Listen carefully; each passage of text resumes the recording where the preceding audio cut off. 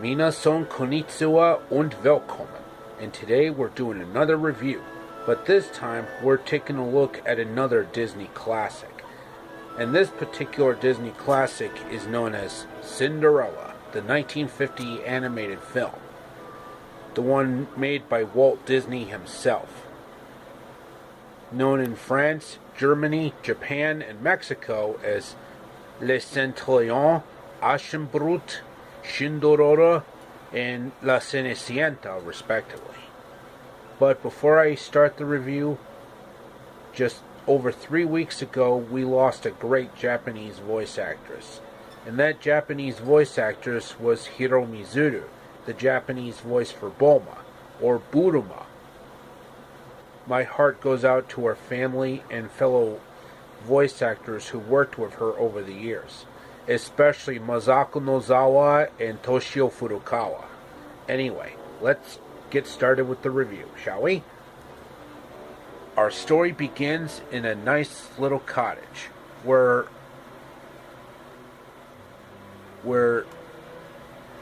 Cinderella, or Ella in the 2015 film, was actually getting along really well with her father, which was not long after the mother passed on. So the father,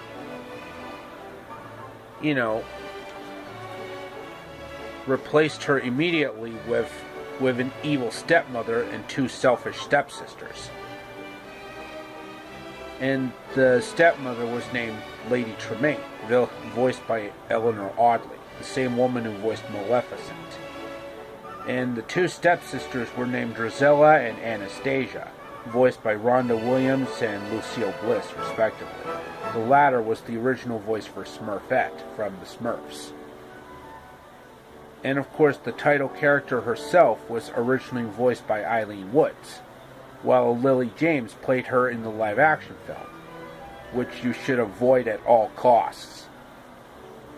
Anyway, after the father passes on, Lady Tremaine and her 2 daughters, Drizella and Anastasia, showed their true colors.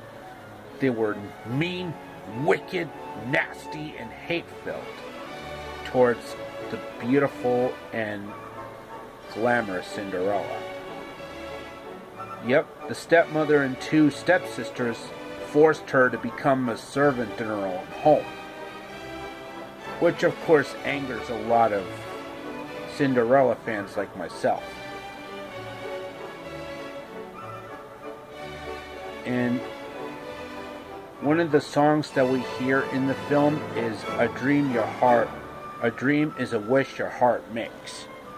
Truly is such an inspiring song.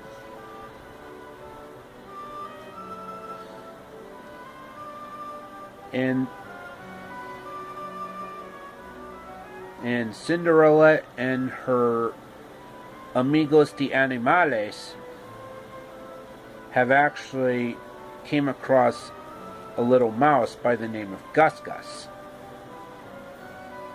who eventually became really good friends with La Cenicienta and Jacques. And of course, Cinderella had to make breakfast for her 2 stepsisters, stepmother, and the cat, Lucifer. I am not making this up. The cat's name is actually Lucifer. Or as the mice call him, Lucifer. Lucifer!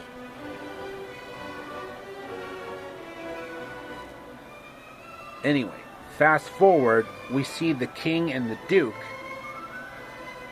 figuring out how Prince Charming was coming home.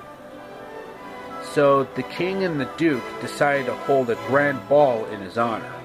Trust me, we've all been for that route before, with like one of the million different Cinderella interpretations worldwide. Whew. And they sent out all the invitations to all the eligible young maidens to attend. And the mice were basically actually more proactive in the animated film than they were in that god-awful live-action movie. The one that you should avoid at all costs.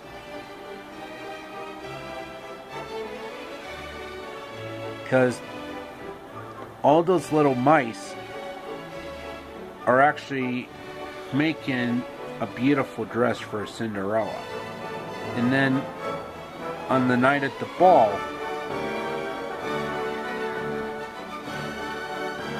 the mice actually surprised her, and she was actually amazed on how much work the mice put into making that dress. And she was about to leave for the ball, because in the live-action film, there was only a single shred, a single rip, if you catch my drift. But in the cartoon, it was literally ripped to shreds. Like, every single nook and cranny was destroyed. And she was about to give up hope until her fairy godmother appeared.